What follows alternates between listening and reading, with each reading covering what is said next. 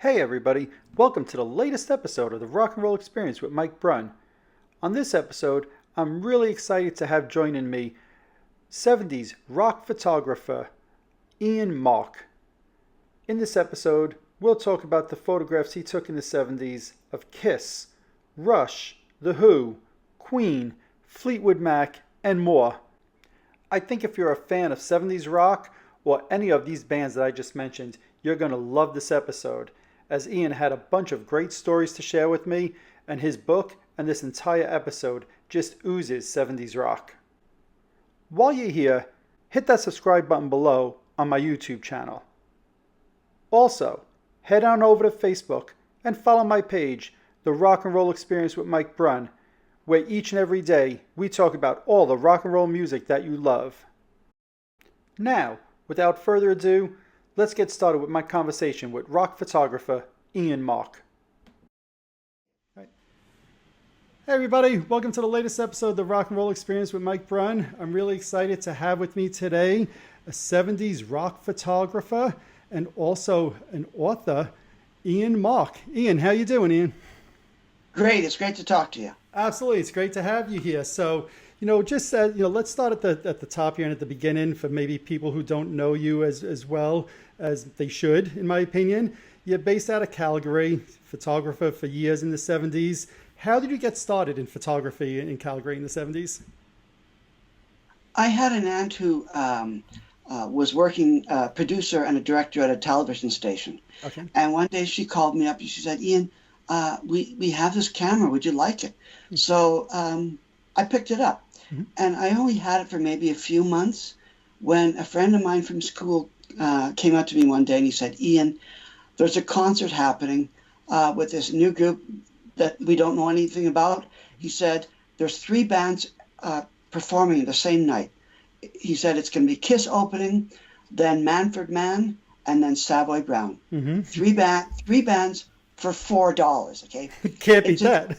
No, in today's world, $4 doesn't even get you the parking. Exactly. Nor a beer.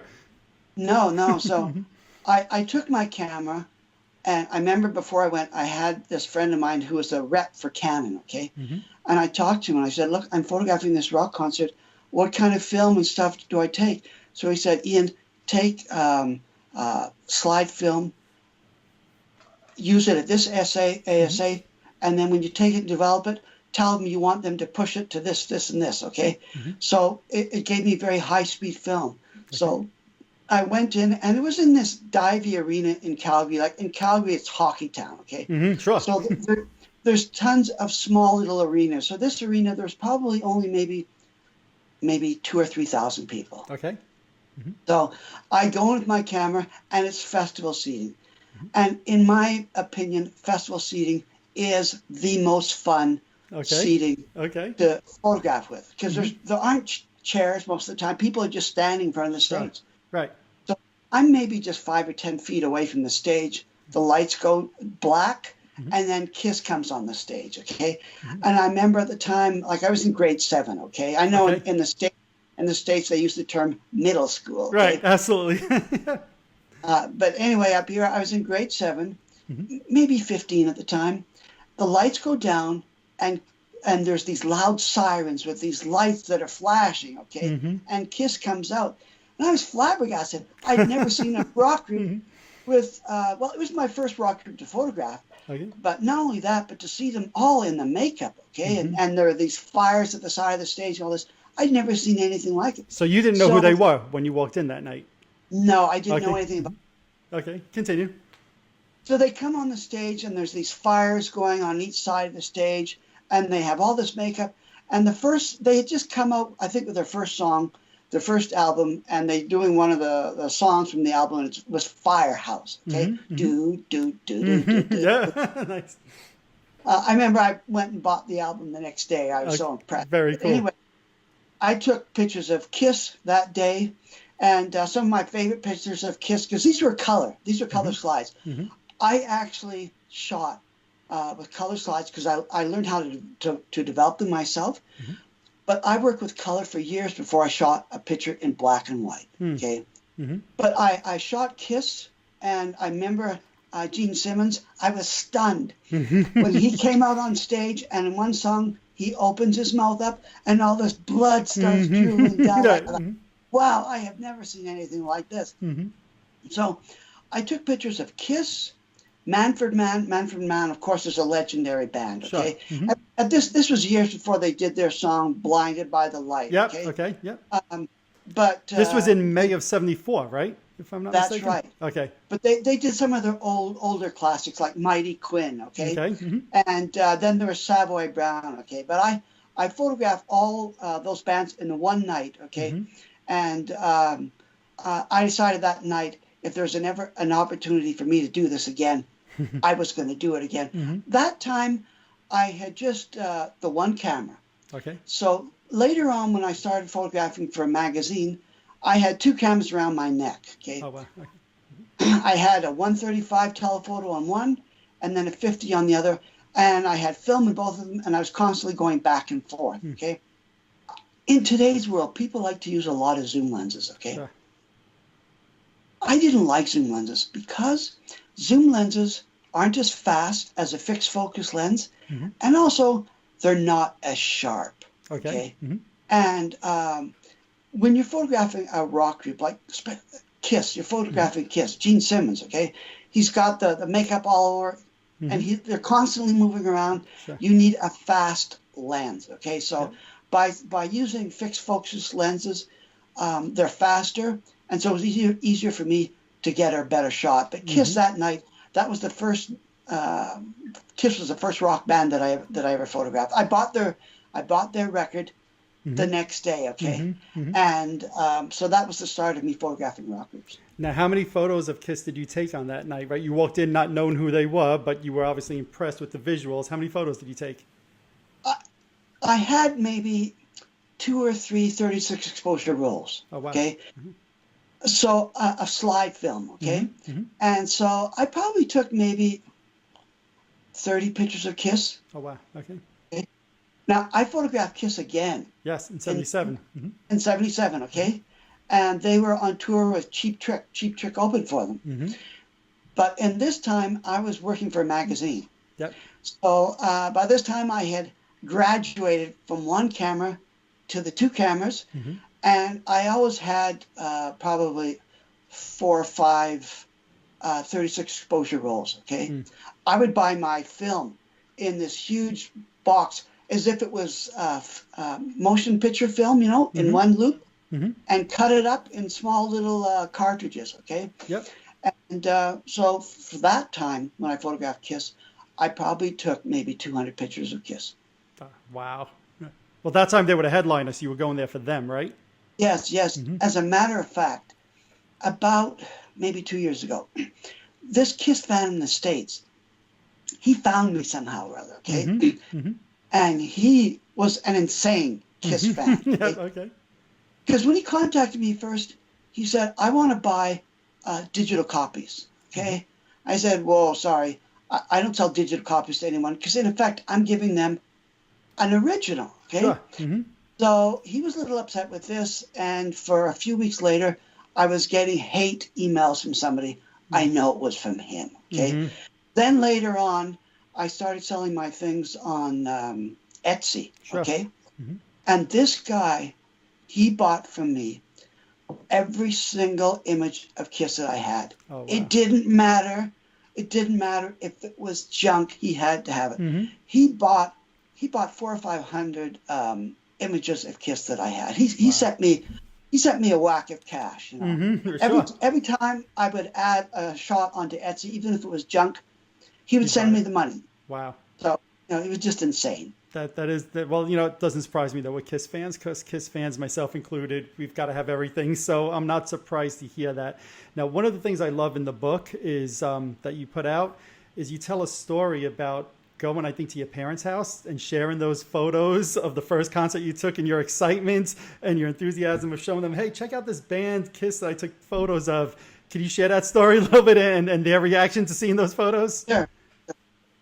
Just a short time after I photographed Kiss, my one of my sisters got married, okay? And so about a month after that, we were having this family gathering where we were showing the bridal pictures, all this cutesy stuff. Right. I decided the whole family's going to be there. My grandparents are going to be there. Everyone's going to be there.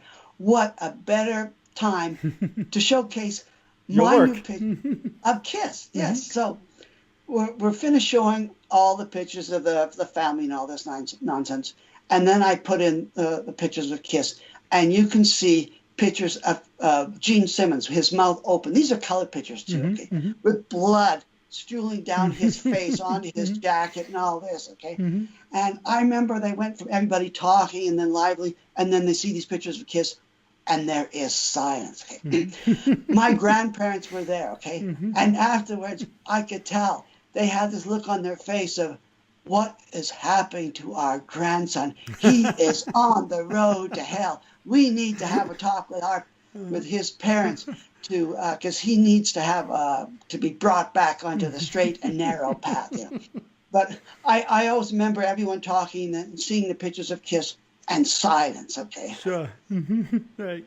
It's funny because now people take for granted, right? It's 40 plus years of Kiss. Everybody knows what they look like, right? But back then, showing pictures to your parents, grandparents, this was all new. Kiss was not a household name. Their first album had just come out 2-3 months before that, and this was a shock in the early 70s time periods, especially to adults, Yes, in today's world, Kiss would probably consider, nothing, okay? Yeah. But back then, Kiss, the only performer who I would say opened the door to a certain degree for Kiss would have been Alice Cooper, okay? Sure. He did. But Kiss took it further, okay, with, the makeup. Not just the makeup, was everything, it was a whole costume, like the shoes. When I photographed him in 77, on the photographs, you can see the high-heeled shoes that Paul Stanley is wearing, that Alden wearing. And I remember when I photographed Kiss in 77, the concert begins where they're in this high platform. And then this elevator sort of lowers them down. Sure. Okay? Yep. And I remember seeing Paul Stanley, and all the rest of them. They're wearing their costumes and they're walking on the stage with these high heels. Okay, and I'm thinking, they're going to fall. They're going to break their neck. It's a miracle. I don't think they ever fell, but I'm sure from time to time they probably do. But at that point in time, Kiss. Nobody else. They opened a new door for costumes, for makeup, for the show. Like, let's face it, and maybe I shouldn't say this. Okay, maybe some people are going to stone me after I say this. Oh no. Kiss had some great songs. Okay, but I think that they will be remembered in the end, not just for the songs, but for the stage presentation. Agreed. Okay. Agreed. For their costumes, the lights, the energy, they kicked ass on stage. Yeah. Okay. Yeah. But it was the whole presentation, not just the songs. You're buying that whole package. I photographed Eric Clapton, okay? And yes, a great songer and all this, but he's one of those performers that, in my opinion, he's just standing there on the stage and playing. Okay, that's it. It's mainly the song that is being presented. Okay, like Layla, sure. A great song. Great song, right? Okay, great song and all that. But nobody, as far as I'm concerned, very few entertainers. Okay, very few rock groups could match anybody else with their stage presentation. No, I would agree with you. Look, I'm probably one of the biggest Kiss fans there could be. But you can't, Kiss is a package deal, right? It's the songs. If they didn't have the songs, they wouldn't be around for 45 years. But it's that presentation, and especially that presentation in the 70s where no other band was doing it. Now in the 80s and 90s and beyond, everybody's got stage shows, they got fireworks, they got this and that, right? But in the 70s, Kiss was very unique in that regard, and they stood out like a sore thumb compared to the Eric Claptons, who probably were musically far more talented, right? I'm not afraid to admit that as a Kiss fan. But to your point, he'd get up on stage, play Layla, and it was just the performance and not a whole stage show on top of it. When I photographed Kiss the very first time, they had these, these fire things, okay, on the side, okay? And then I remember Gene Simmons, putting something in his mouth or whatever it is, and then he's blowing fire out of his mouth. I'm thinking, wow, not too many performers do that. Right. And sometimes people, they criticize that Mm-hmm. and say, oh, um, the song should be the most important thing. And to a certain point, I agree with that, okay? Mm-hmm.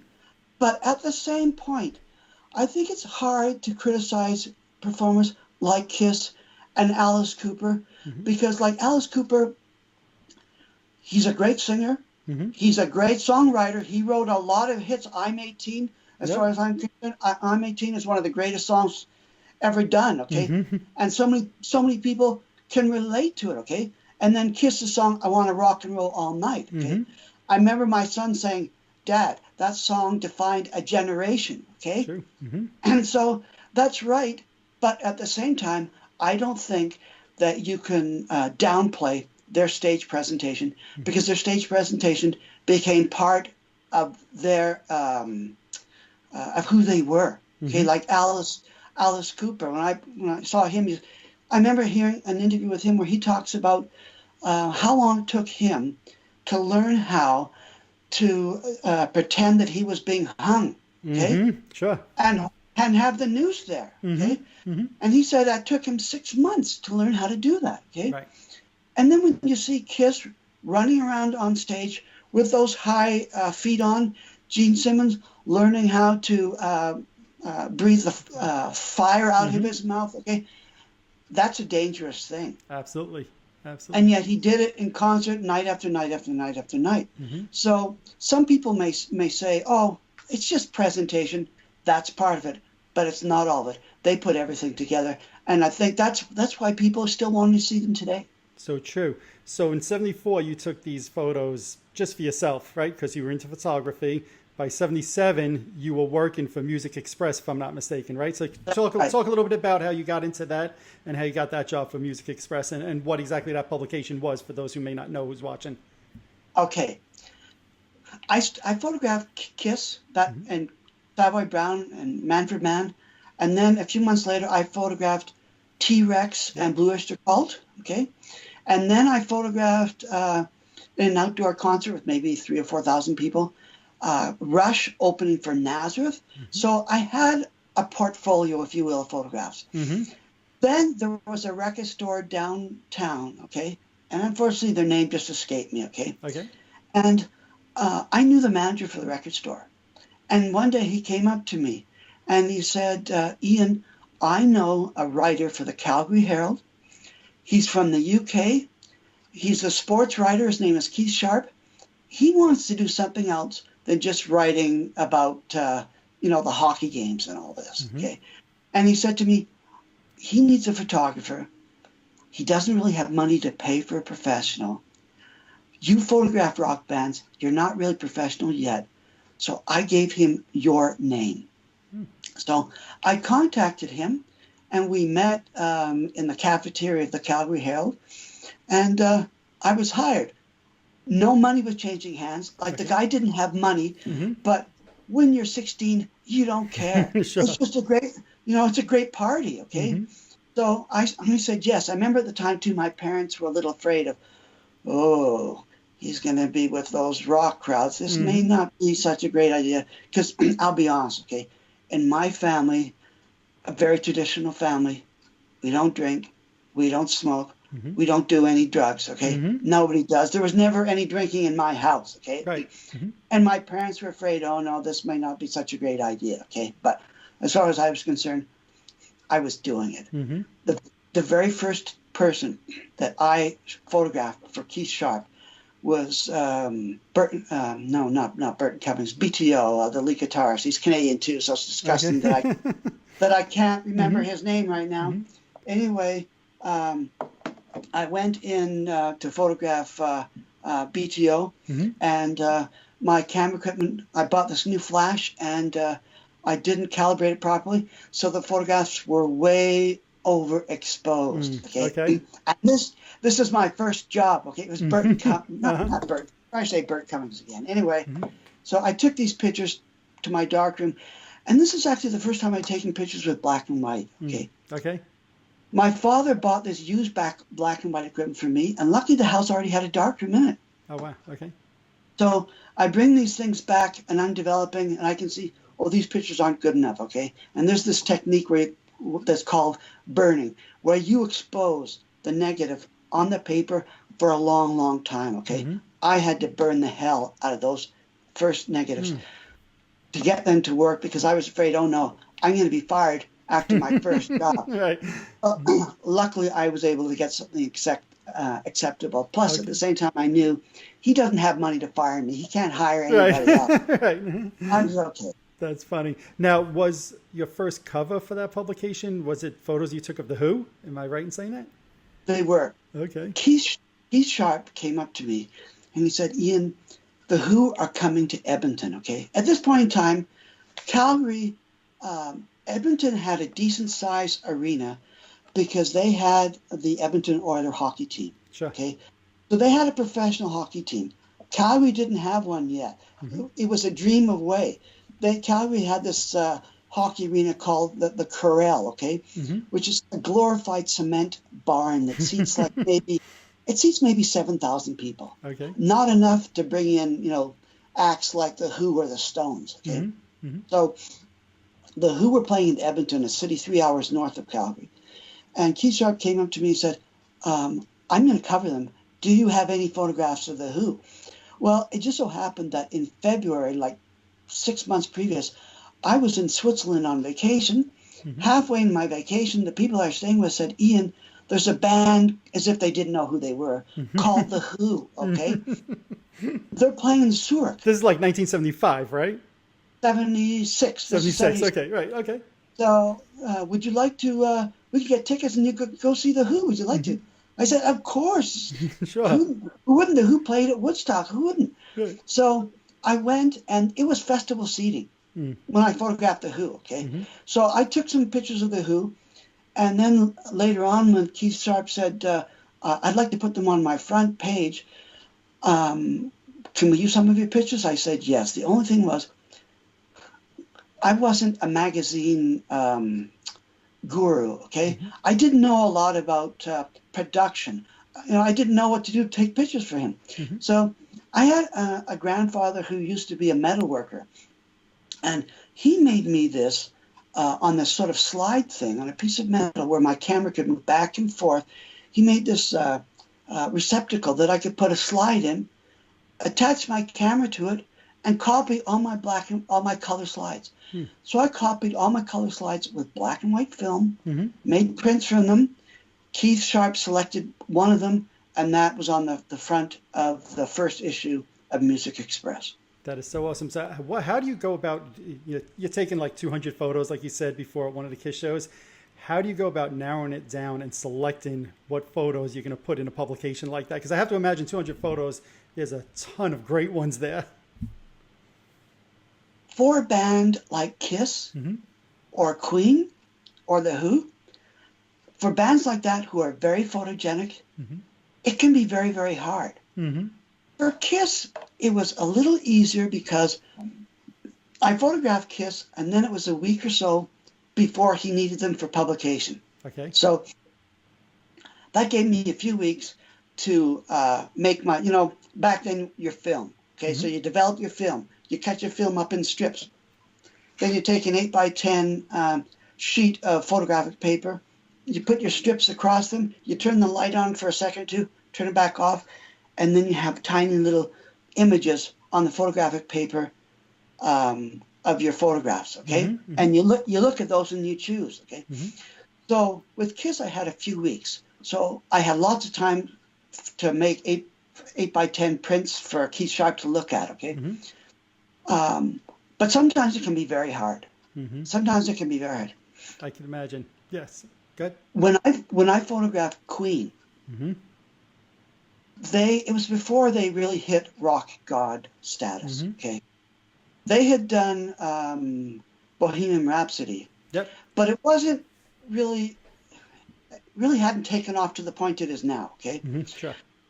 So when they came into Calgary, they did 2 concerts over 2 days in a opera house, essentially. Okay, that seats maybe 4,000 people.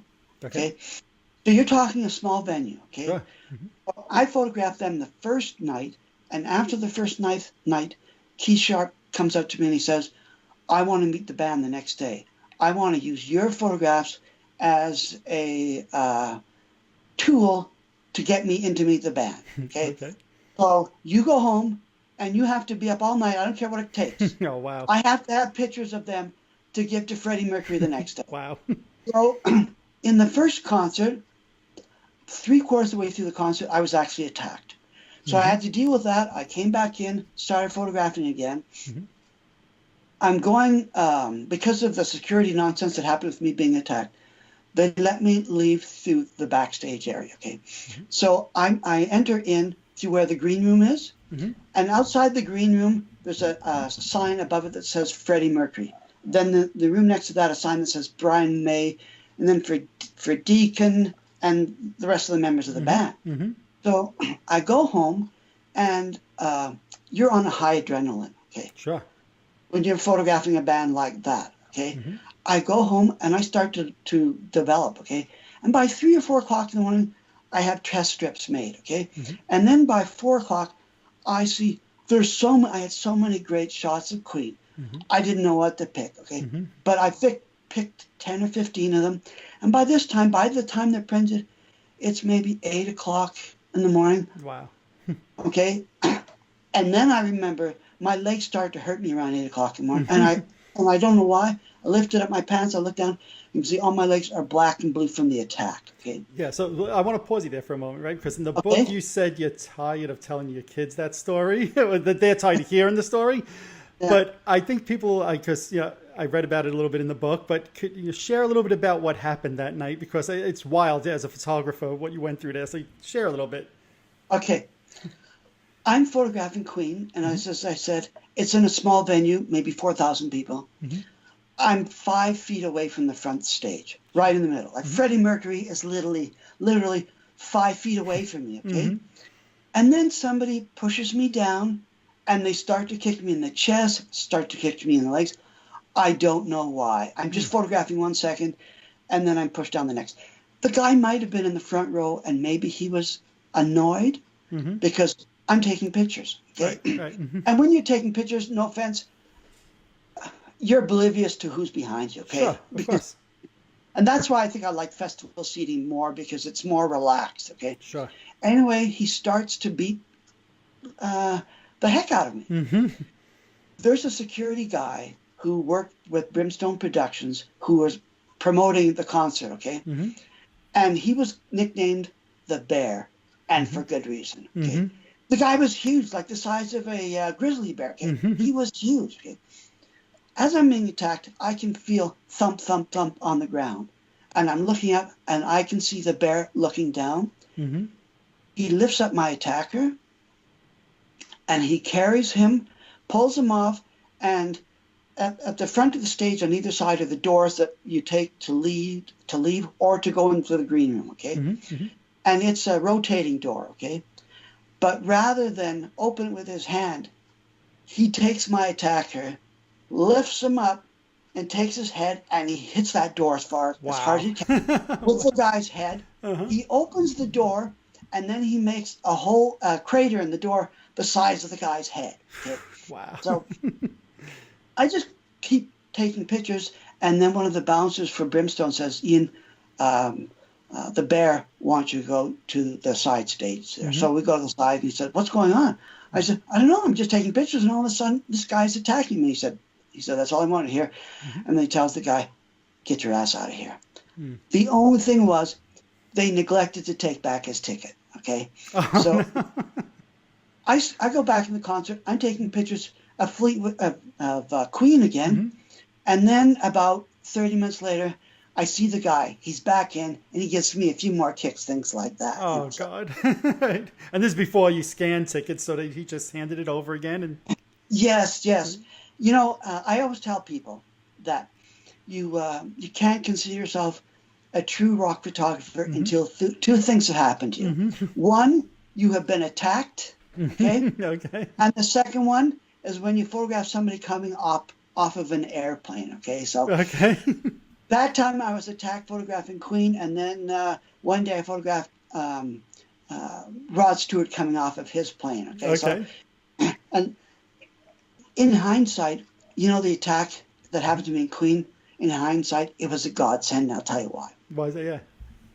When you're interviewed, like I've been interviewed by radio, TV, and they don't care about your book that much. They've never read anything. They don't care about you. They're interested in that 30-second soundbite. Okay, that one story that sounds sensational. Okay, right. So if I wasn't attacked by Queen, I wouldn't have I wouldn't have a sensational story. Once when I was photographing Who, they started throwing rock bottles or liquor bottles, glass bottles, at the people at the front of the stage. But that doesn't compare to being attacked. Sure. Well, it's funny that you say that they don't read your book, because I've got the book.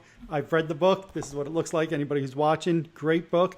One of the things I love about it is that you give like little narratives, little stories about each of the concerts that you were photographing, from your point of view, whether it's Alice Cooper, The Who, Kiss, whoever it is. And, one of the things you said in the book that I picked up is that those Queen photos are some of your favorite, that you felt they were the most artistic photos that you ever took. What was it about those photos that you really liked so much?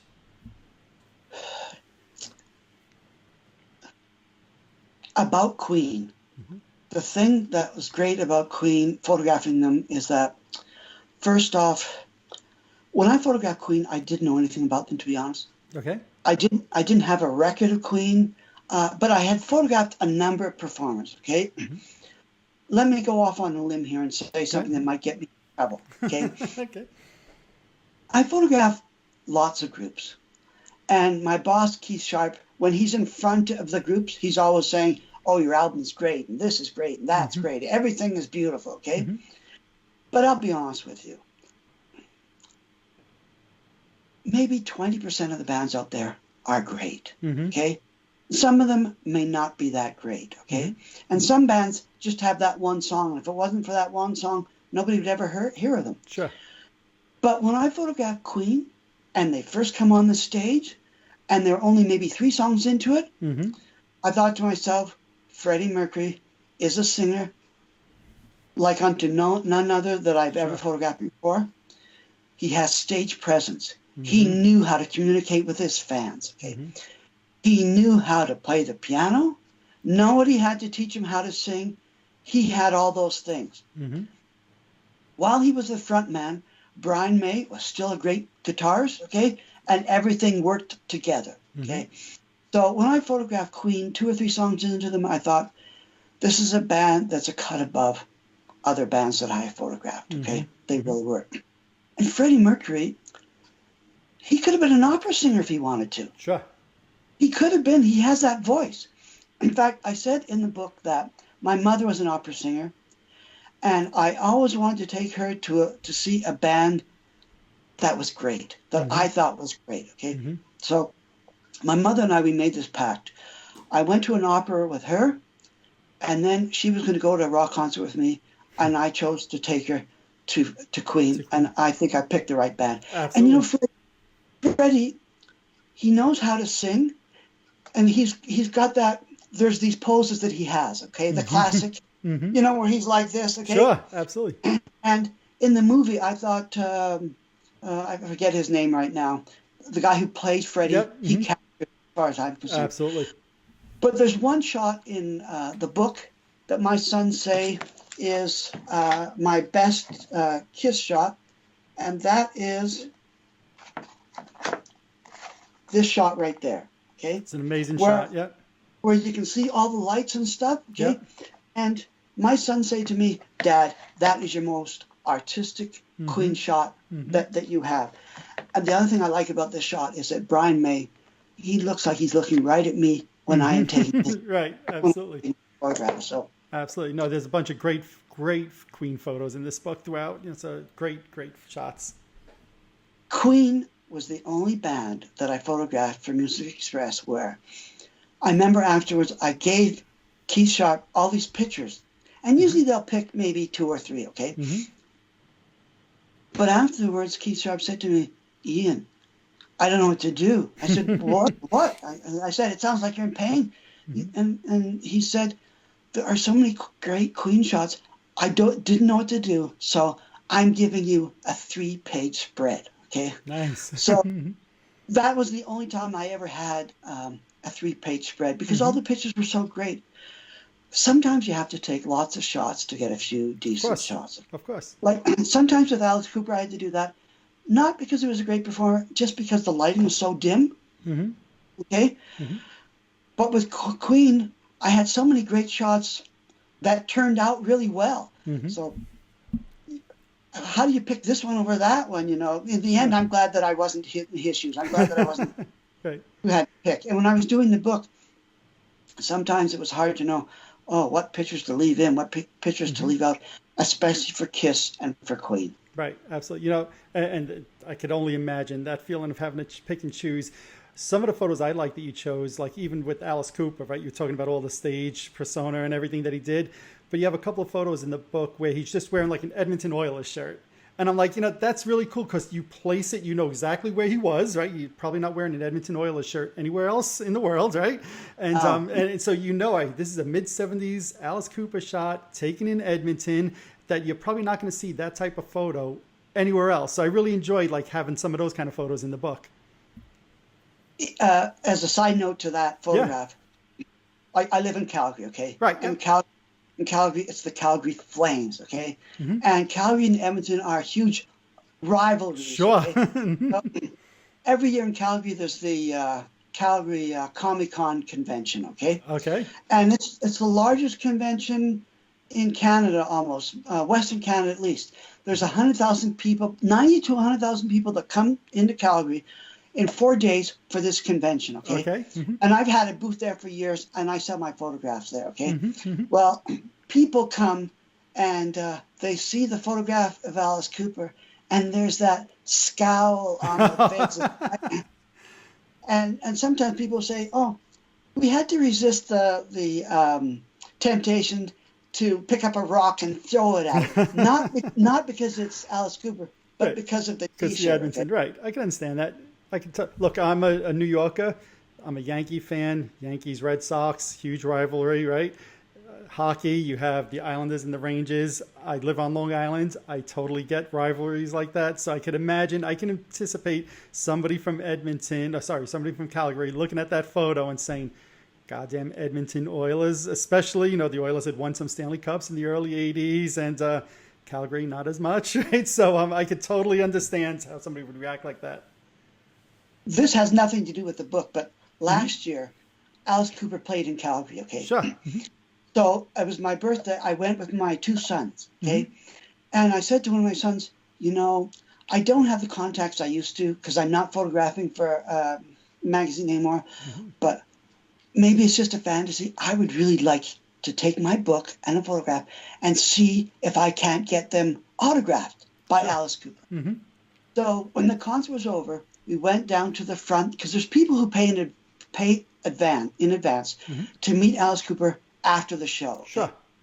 So I tried to talk to one of the security guys, and he said, if you haven't paid, just go. You're wasting our time. Okay. But my son went and started talking to one of the ladies who had the responsibility of taking the people who had paid backstage to meet Alice Cooper and then bringing them back. Okay?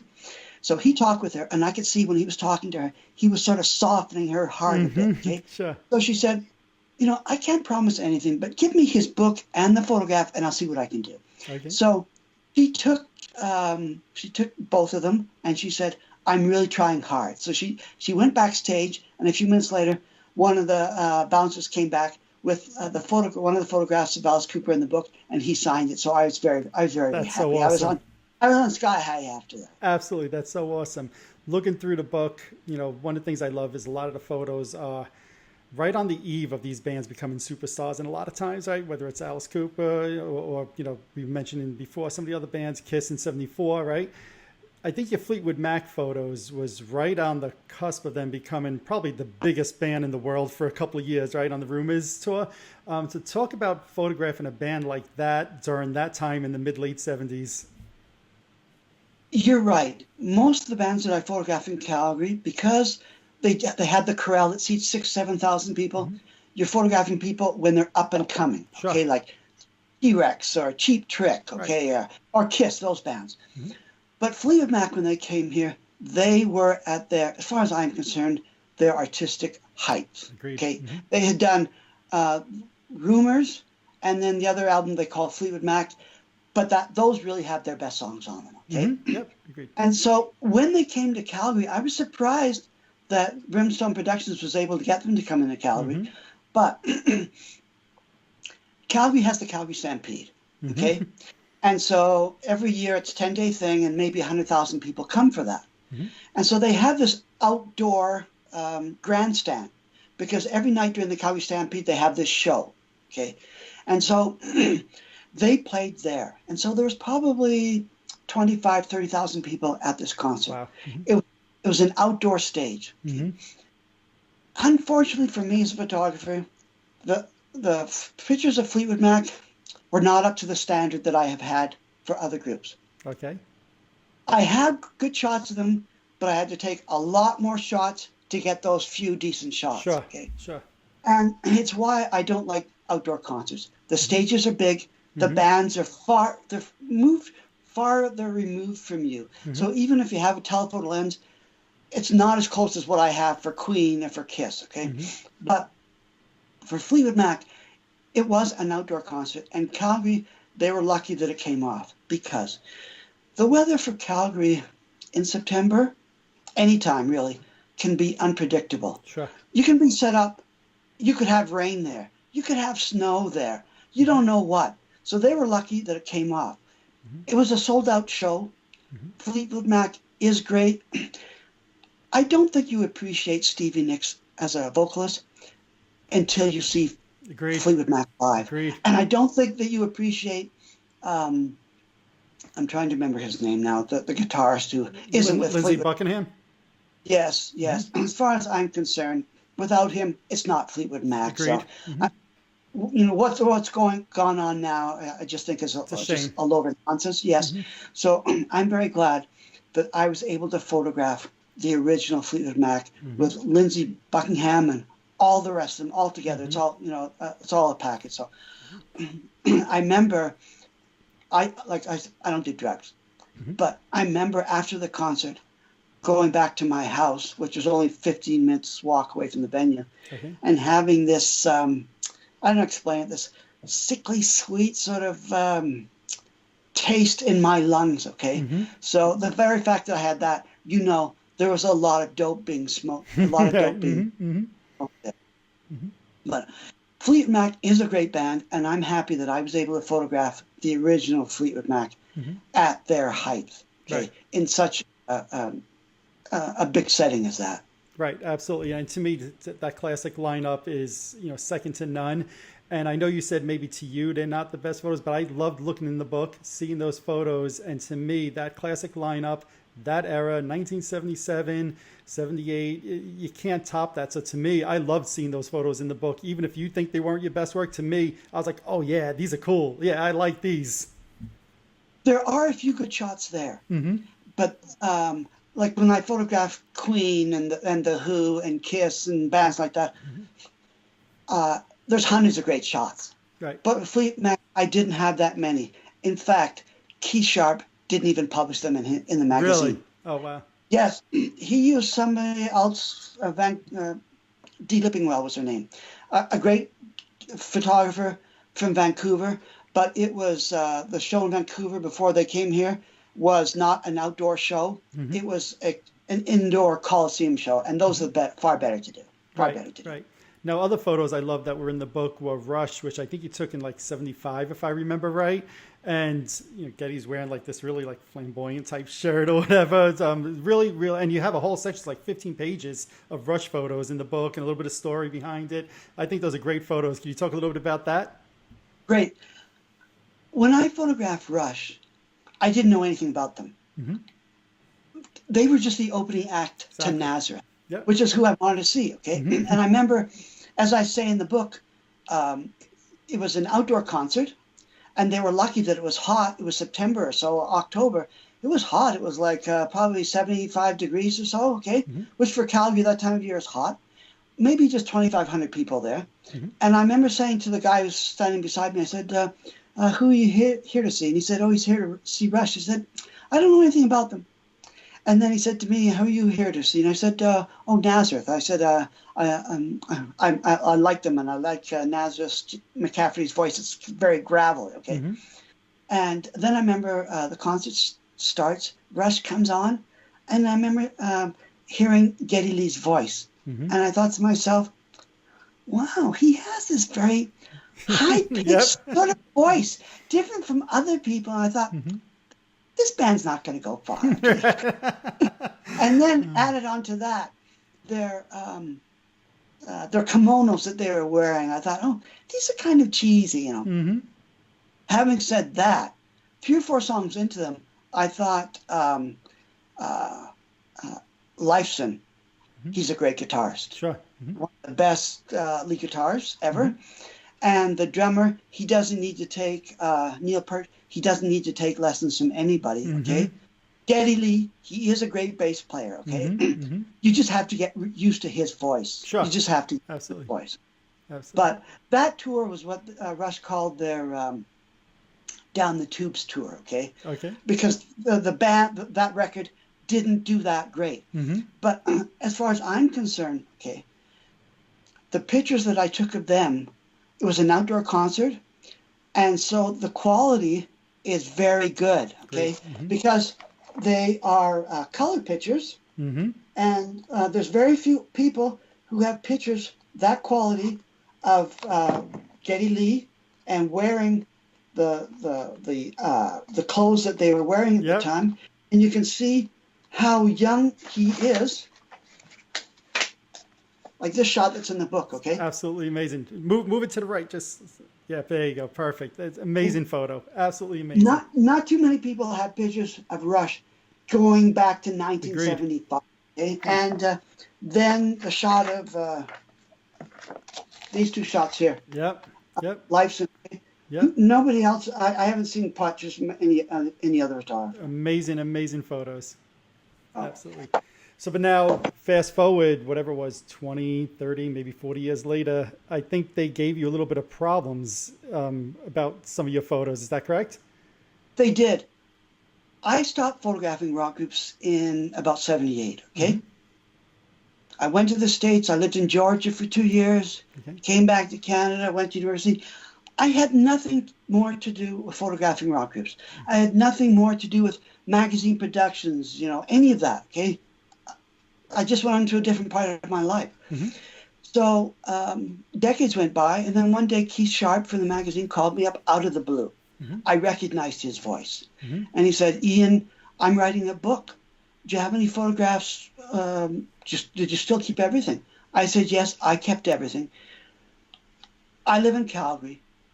Oil here is everything. So when oil booms, there's lots of money. When oil doesn't boom, like it is right now, there's not so much money."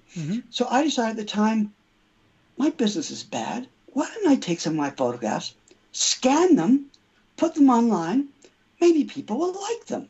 Okay. So I started scanning, and I had thousands of negatives to scan, thousands of them.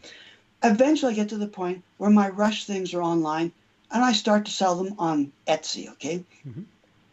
And then I've been selling them for about 2 years, as I had with other bands. And then one day, I get this notice from this company that Rush hires to scan the internet to see if anybody's selling anything that isn't authorized, okay? I thought I had the legal right to sell the photographs. Right. I did, okay? But as I said, I hadn't had anything to do with the media industry for decades. Anyway, they were playing hardball. We've sent you in a notice. You have to take these pictures down right now. And if you don't take them down, we're going to contact all the other bands that you're selling, and they're going to make you take down them too, okay? In the meantime, I said, look, you need to give me a few days to consult a lawyer, because just because you say it's illegal doesn't mean that it's illegal. Of course, right. So I was able to find a copyright lawyer in Toronto, okay? Finding a real estate lawyer, they're a dime a dozen, no offense. But finding a copyright lawyer, that's a different thing altogether. Right. So finally I found one, and by this time I'd been doing research online, okay? And I knew I was going to have to take them down, okay? And the lawyer said to me, "Ian, you're going to have to take them down, sorry. You own the photographs. But if you want to sell them commercially, you're going to have to get their permission, okay? And then he said, there's a few areas you could try to fight it, but like in today's concerts, a lot of the tickets say on the back that it's a copyrighted presentation, okay? Mm-hmm. Well, I can tell you back in the 70s, no one said that. Sure, exactly. So after all, I had to take down my Rush photographs, okay? Then a year or so later, I started contacting Rush. At first, I didn't get any response. Finally, one day, I got a response. And the guy said, I've seen your pictures. Yeah, I'm sure we can make a deal. I said, look, I'll pay you commission. Just tell me what it is you want me to pay. Mm-hmm. Okay. Oh, Ian, I'm sure we can work out something. So for a day, I thought, it's actually going to happen. Mm-hmm. I'm going to make peace with this band. Mm-hmm. It'll be okay. I'll pay them a commission and everything's okay. And then this was what the deal was. Oh, well we're going to give you $5,000. We're going to buy your photographs. And then after that, there won't be a problem because we're going to own them. Oh, wow. I thought, no. Right. I don't have to sell you my photographs. Right. They probably thought, we have this guy over a barrel. Mm-hmm. He can't sell his things online. Mm-hmm. So how else is he going to make money from it? So mm-hmm. he's going to have no choice, okay? Mm-hmm. Well, no offense. I know people who charge $5,000 to photograph weddings, okay? Right, right. So why would I sell to you photographs of Rush? They wanted all of them, the color ones and the black and white mm-hmm. ones. Why would I sell you my photographs of Rush that mm-hmm. I know are valuable to you for $5,000? Sure. My house isn't on fire. This is not going to be a fire sale. Right. So I said to them no. And then a few weeks later, I get more notices from their lawyer telling me to stop. So Rush is the only band that has done this to me. Mm. I don't know why. Okay, so not Queen, not The Who, nobody else. Rush, I have received emails from other photographers saying mm-hmm. that they went through the same thing. And what did I do? Because they said if you were able to make peace with them, they would do the same thing. Mm-hmm. But unfortunately, they're very aggressive with copyright. Most bands don't care, at this point mm-hmm. in time. Okay, right. So I couldn't make peace with them, and to this day, legally, I can't list my people can see my Rush photographs on my Facebook page. Okay. They just can't buy them. And that's really what forced me doing the book, mm-hmm. was because I did research on my own. And I discovered that if I write a book about photographing rock groups, I can include all the photographs that I want as long as the photographs go with the editorial content and there's nothing anybody can do, okay? And the lawyer who helped me out the first time, he said, don't put Rush on the front, don't mm-hmm. put them on the back. Don't put them on the front inside book or on the back on the inside mm-hmm. Page. Okay? Right. Just include them like any other band, and that way they can't say that the book is about them, and mm-hmm. you should be okay. And that's exactly what I did. Right. So, I was wondering how you ended up, because you have like 15 pages of great photos in the book. So I was wondering, so that's how you were able to get around it, just by including them, not being on the cover, having a little bit of dialogue about the shows, and you were able to get around it that way. My only disappointment mm-hmm. was when I did the book, my editor at the time, I actually included a few pages more that tell about the shenanigans that I went through with Rush, okay? Mm-hmm. And my editor said, don't include that. People don't want to buy a book reading about you whining about Rush. Mm-hmm. So in the end, I took it out. I did leave in a page, a sentence or two, mm-hmm. that said that they wouldn't let me sell their photographs online, okay? Mm-hmm. So, because I thought that was fair. Mm-hmm. So I left that in, but everything else I took out. But to this day, I still think I should have left it in. Well, to me, when I read through the book, I picked up that sentence or two, and I was like, I have to ask Ian about that when we chat. But you did it in a classy way, and it's not like hey, let me trash Rush in this book. So to me, personally, as a fan, I like the way it was done. You mentioned it. It certainly, it's there, but it's still, to me, a great, very positive book. So just my opinion for whatever it's worth. Right? And it's interesting because I think, as a lifelong Kiss fan, people would expect Gene Simmons to do that, right? Because Kiss, and especially Gene Simmons, is very protective of their copyright and their trademarks. So to me, as I'm reading the book and I'm seeing these great Kiss photos from 74 and 77, and then I get to the Rush section, which is after that, and you make mention, I'm like, Wow, Rush. I wouldn't have known that Rush would be the one of all these bands to give you a hard time. I would have thought Gene Simmons was the one that was going to give you a hard time. Well, I should say I decided after Neil Peart's death, I decided I'm going to list some of Rush photographs again on Etsy and see what happens. Okay.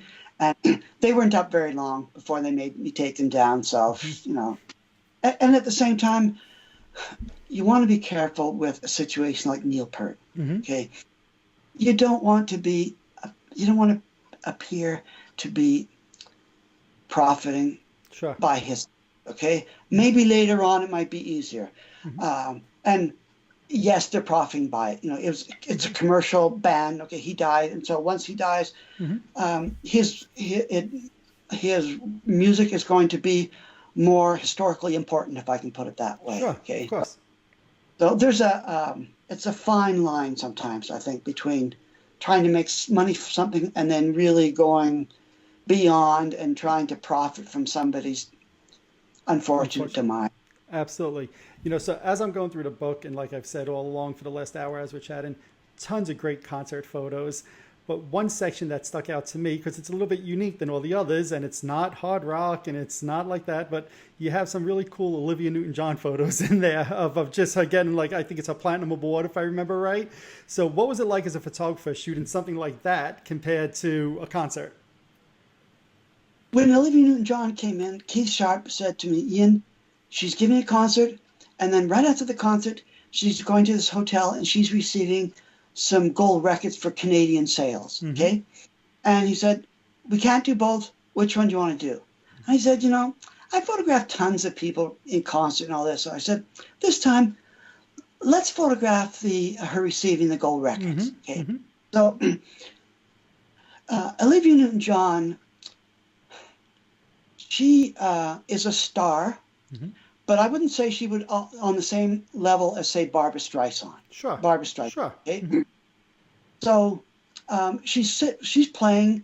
She played at the Jubilee, which is exactly the same venue where I shot Queen. Seats about 3,000 people, which is perfect for someone of her stature. Then afterwards, this is before Grease, right? Yes. Okay, just so I get the timeline in my mind. Yeah, I believe it is before Grease. So afterwards, she comes to this press conference in this hotel.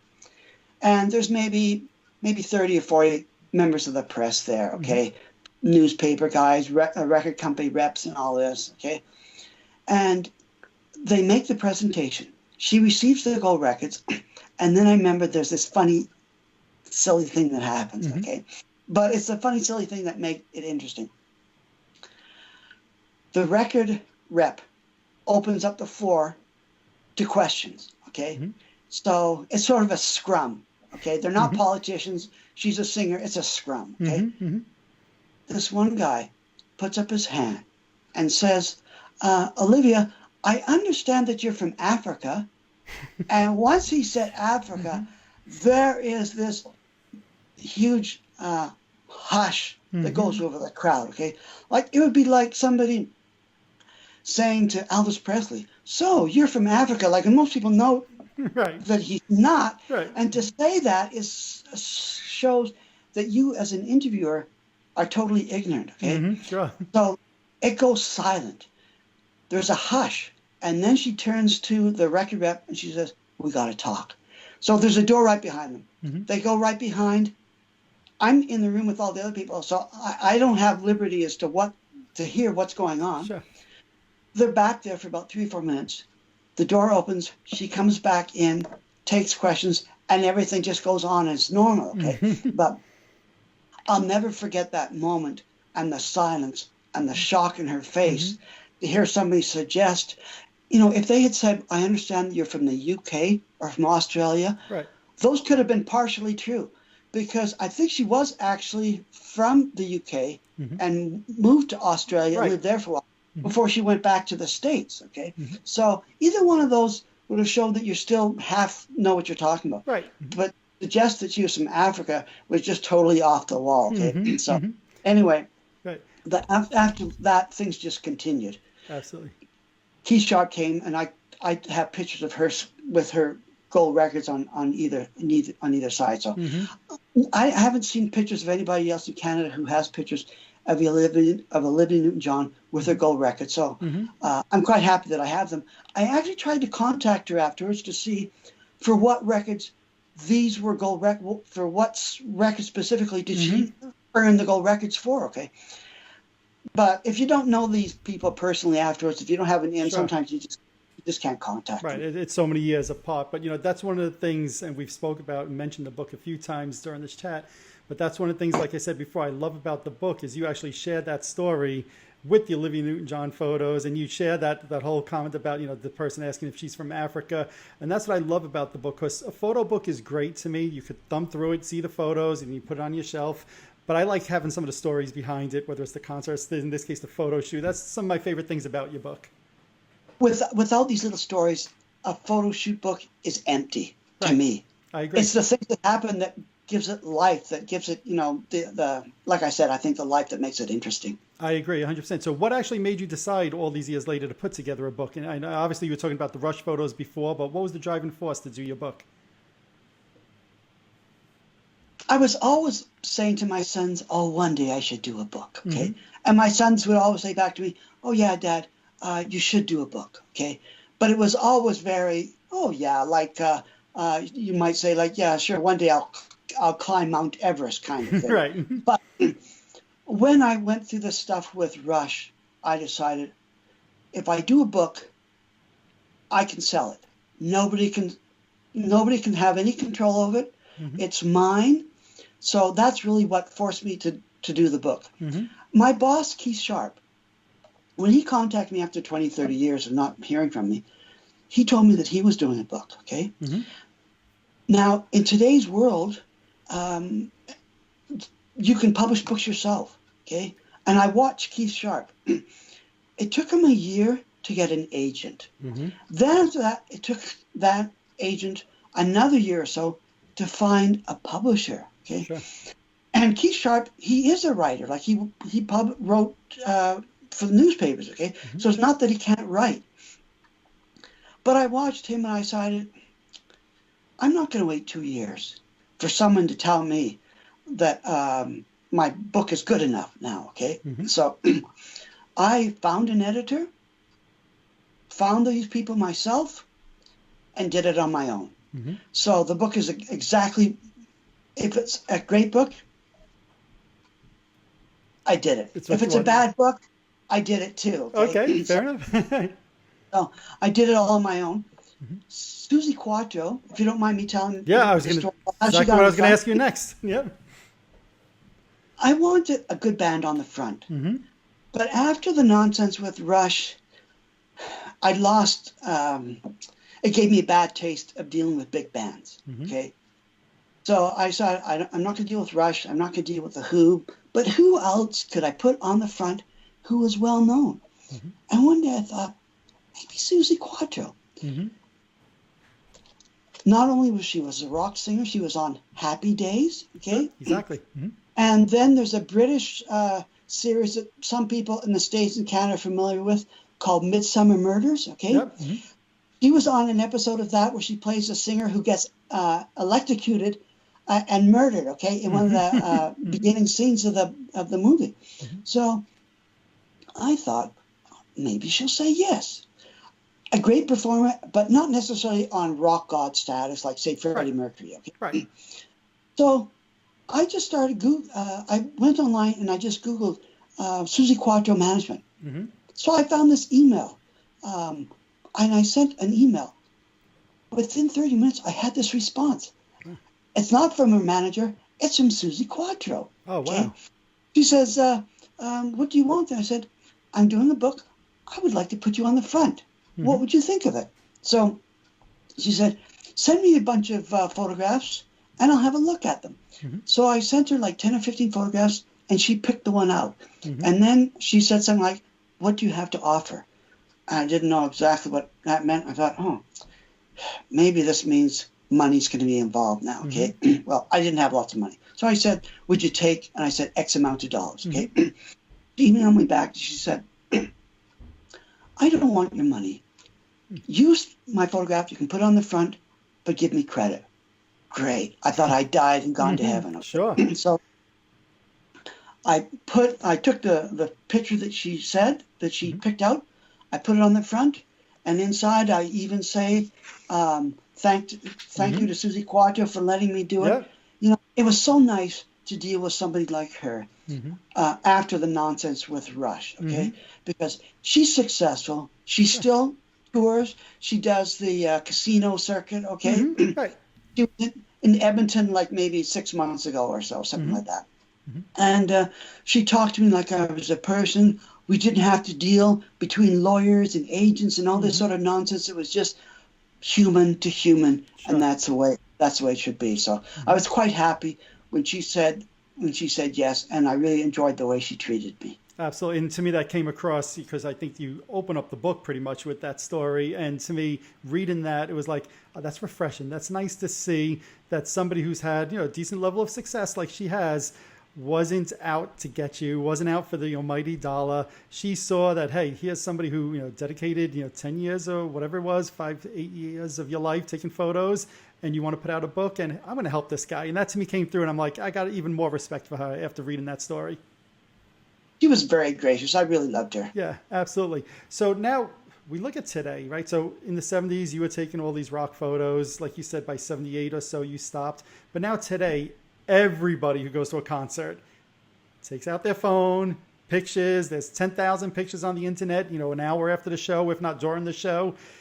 When you look at that now today compared to what it was like in the 70s, do you think it's a better thing today? Do you think it was better back in the 70s? Is it just different? What are your thoughts? You want me to tell you the truth? Of course. Okay. Calgary had this really bad flood in 2011, okay, where they had to evacuate like 100,000 people from the downtown area, okay? Lots of people's houses were damaged from these two rivers that we have. So afterwards, they had this concert to sort of celebrate that we're over it, okay? Sure. So Keith Sharp phoned me up and said, Ian, will you photograph this concert? And I said to him, I haven't photographed a concert in 30 years. And so he said, I've arranged it. You're going to get a backstage pass and all this. It'll be great. So I did it. I'd have to say it was the worst experience I've ever had photographing it. Wow, okay. When I photographed The Who, yes, there was security. It was in a 20,000 seat arena in Edmonton, okay? I sat most of the time in my seat taking pictures, okay? I had my backstage pass, and everything worked great. I photographed the entire concert, okay? For this thing, there was like 10 bands playing, okay? And for every band, you were given a notice, you can only photograph this band during these 3 songs, okay? Right. Or you can only photograph this band for 1 minute or 5 minutes, whatever it was. I never had to deal with that nonsense before. I photographed the concert. The reason why I have so many great shots of Queen or Kiss was because I photographed the entire concert, not just 2 minutes. So for this, when I arrived, we have to sign this little thing saying that we agree to this, this, and this, and this, and this. It's in a football stadium, okay? So there's maybe 40,000 people there. And the stage is in the end zone, okay? And then there is this platform in the middle of the field for the lighting crew and all that, okay? Then in front of the lighting crew is this fenced-off area that the photographers and the media, because we must be a threat to somebody, we could only stay inside this fence, okay? And in front of us is this track, because there's this camera going back and forth, because they're live streaming this, okay? So we're told we can only take pictures at 2 places. One of them is right at the stage, not in front of the stage, because we might get good pictures there. That would be bad. We were right at the side of the stage, okay? Or we could go to the that penned-off area where that they had for the media, okay? Well, at the penned-off area, you're about at the 35-yard line, okay? With maybe 10,000 people between you and the stage, okay? So how can you get great shots with that? Sure. Not to forget about this fact that there's this camera going back and forth on this track. Okay? Right. So to me, it was almost a total waste of time. In fact, I said to them after, I said, why would you even let photographers in knowing that the circumstances they're going to have to work in are so rigid that it's impossible to get a photograph. The other thing that has made it impossible for photographers today is the fact that Bands today, they don't make the money selling the music that they used to. Absolutely. Because instead of buying whole albums, people are just spending 99 cents to buy that one single song. Absolutely. Like you mentioned before, Fleetwood Mac, okay? Mm-hmm. When I photographed them, the Rumors album and the Fleetwood Mac album, most of those were great songs. Every song was great. Absolutely. Okay? Mm-hmm. But other times, you buy an album and, there's only one great song here. That's the single. Everything else is garbage. Sure. So people today just buy the one song they like. So artists aren't making the album. They make the money now by touring. Okay. Mm-hmm. Mm-hmm. So in this age, because of that, they make it harder for photographers to photograph because they just want their own photographers to do it, sure. so that they can own the rights to those. Okay. Mm-hmm. I have heard that, Michael Jackson's Janet Jackson. Mm-hmm. I heard on the CBC, I don't know how true it is, or online I read it, that she only lets people take pictures for like the first minute of the concert. Mm. And they have to sign away the rights to her. Okay? Wow. After. Mm-hmm. Mm-hmm. None of that existed when I did it. Like, Sure. So in today's world, it's just insane. Okay? Mm-hmm. So Mm-hmm.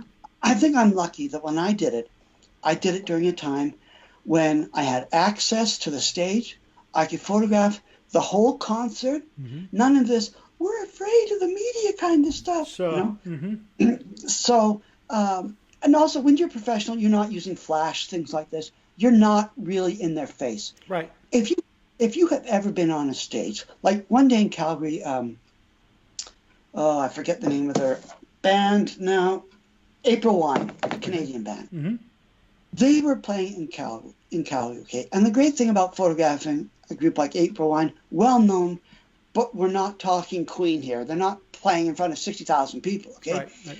So the security and all that is more relaxed, okay? Mm-hmm. I went right backstage, and I'm behind them as they're playing, and taking pictures of them behind them with the audience in the front. Mm-hmm.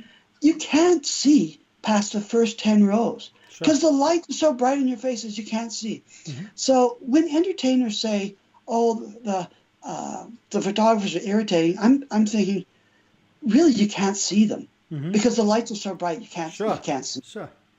Maybe you get these morons who have Instamatic cameras with flashes on them, those would be irritating. So most people, like me, professionals, were doing it existing lighting. So I really can't see how it can be irritating to them. But there are some nonetheless who don't like it. But I think I am lucky that when I photographed Queen, The Who, Thin Lizzy, Eric Clapton, all this. Eric Clapton is one of the ones where you take pictures of him for maybe the first 15 minutes, okay? But to get decent pictures, you have to take pictures of the whole concert, Absolutely. So would you ever think of doing a second book? Because to me, when I hear you have hundreds of Kiss photos, hundreds of Queen photos, and I'm like, well, there's a great number of photos in this book, but I want to see more. Would you ever do another book? I don't think so. Okay. I think I took the best, the best of the best of the best in this. And I'll tell you the other reason why I wouldn't do another book. I had fantasized with it. People who haven't done a book ever don't realize how much work it is. Sure. They don't realize how much work it is. Sure. I know how much work it is because I had to do everything. Right. Okay? I hired an editor, and about 90% through the book, when it was basically finished, he said he couldn't finish the project with me. So I had to finish the rest of it. But I don't know why he quit, because by that time, it was all finished, really. Right. And if he'd stayed with me, I would have put his name on as editor. Sure. Which, to me, would be a feather in your cap if you're a writer, okay? Absolutely. So I did that, and then afterwards, I'm doing all the publicity, all the promotion, all this, okay? I have been luckier than some. I've been able to be interviewed on radio, TV, and all these things that I arranged myself, okay? There was no bookstore called me up and said, Ian, we've arranged a book tour for you. You're hitting this city, this city. Right. It's just me doing it myself. Right. So I know how much work it is, okay? So for me to do all that work again, I can understand that. I don't think I could do it. I can totally understand that. I gave all my heart into this one book. And really, the best pictures are here. And you know how sometimes some rock bands, after everyone's broken up, they'll put out a record of all the songs that were rejected from Sure. all the previous sessions, okay? Sometimes they're good, and sometimes they're not. Okay, so I would rather have one book that is great than two mediocre books, or one that was mediocre. That's totally understandable. I could tell you as a Kiss fan, the 1974 photos, us Kiss fans who weren't there, so you were lucky. You were there at the beginning. You saw that, right? You walked into that theater not knowing who Kiss was, and you were blown away. So to me, anytime I see photos from 1974, they could be blurry, grainy, out of focus, cropped off. I'm like, I don't care. I want to see more, right? So that's why I asked that question, because to me, when you said before you had maybe like 30 shots from that show, I'm like, I want to see every one of them. I want to see every, I don't care if it's literally like the shoelace on Paul Stanley's boot. I want to see that photo, you know? So do you offer them for sale on your Etsy site? All my photographs on Etsy, the best, are for sale, except for Rush. Right. Okay. Yep. So my Kiss shots from 74 and from 77, they are for sale on Etsy. Excellent. My Queen shots are too, and the Who, virtually all the other bands. Sure. The only band that has made me stop was Rush. Is Rush. Okay. But they can go on Etsy and buy them. They can. Excellent. And when I went on Etsy, I thought this was cool. You also were offering your photos on like T-shirts and other items as well, if I'm correct, right? Yes. I'm taking a chance in doing that. That's the one thing I could get my hand slapped for that. Okay. If bands ask me to take it down, I take it down. Sure. If they don't, they're just up there. To a certain extent, I'm surprised that maybe Kiss hasn't. Because Kiss, in order to make it as a band, as long as Kiss has, not only do you have to know how to play, write songs and all this, but you also have to be astute business people. Absolutely. Okay? And Gene Simmons has obviously shown himself to be a very astute businessman. And they have the band. He has that TV show. What is it? The Family Jewels. Okay? All these things. So he knows how to make money. Absolutely. He's no fool. Absolutely. Whereas some artistic people, I know how to write the song, but don't tell me I have to tie my laces, because I may need my manager to do that for me. Sure, okay? absolutely. Or I may need the manager to tell me how to invest my money. Okay. But Gene Simmons, he's not like that. They've been very, very successful. I was just talking to somebody else last week, and there's a band and there's also a brand. And Kiss has been very good at marketing their brand, to the point that they've changed the way other artists now market themselves as brands also in the last 30, 40 years. Yeah. As a matter of fact, when you're talking about business, I try to, my photographs are also on for sale on Amazon. Okay. And I tried to open a store on Amazon, but I can't, because you have to wait till you have a trademark. Okay. So I registered one, but in Canada is one of the slowest countries in the world to do it. Like, it takes like a year and a half. Okay. I'll know probably in the next 3-6 months if I'm getting my trademark. Okay? Right. Then I will be able to. But in music today, in order for people to be as successful as Kiss or Rush or all these other people, there is the band and there is the brand. Absolutely. And they have to know how to do both. Absolutely. So if somebody wants to get your book, right? Because it's great. I highly recommend anybody watching this that you pick this up. Where can somebody get this book? Okay. You can go online and to Amazon, okay? And you can buy it on Amazon, on Chapters, Indigo. It's online in all those. You might have to go and type in Adventures of a 70s Rock Photographer, but you can get it online from Chapters, from Indigo, from Amazon, Etsy too, okay? If people buy it from Etsy, the one thing that they get that people don't get when they buy it from Amazon is that people who buy it from me, that I package it up, I autograph it, and I always throw in a free 4x6 picture. Okay? Nice. And I will sign the book if people want me to sign the book. Some people don't. But on the back of the picture, I always sign the picture and say, oh, this is a real picture of Rush taken, or Queen, or the Who, whatever it is, taken on real film camera at this place at this time and date. So they're getting something more personal. Whereas when you buy from Amazon, I'm not actually touching the book. They're Yep. just printing, sending it out. Absolutely. Well, to me, it's well worth it. I don't care if you're a Kiss fan, a Who fan, a Rush fan, an Alice Cooper fan, Fleetwood Mac fan, just a fan of the 70s. To me, that's what I love. This book oozes 70s rock, and I love that. So I would highly recommend anybody who's into 70s rock. This is what you want, right? Great book. Adventures of a 70s rock photographer, Ian Mark. Ian, anything else I didn't ask you about regarding the book or your photographs that you wanted to talk today? No, I don't think so. I think that the book has the best of the best of the best. Absolutely. Absolutely. Well, I want to thank you for taking your time to chat with me today about it. Much success with it going forward. And again, thank you. Appreciate your time today. Thanks for doing the interview, and I'm glad we were able to make everything work. Yes, absolutely. Thanks a lot.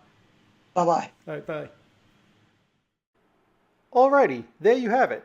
I hope you enjoyed that episode as much as I did. I love hearing stories about Kiss in 1974 and people who had gone to see them and had no idea anything about the band, what they looked like, or their songs.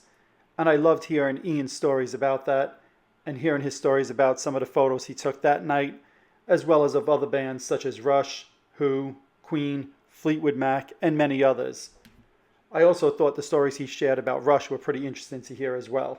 This turns out to be one of my favorite episodes I've done so far.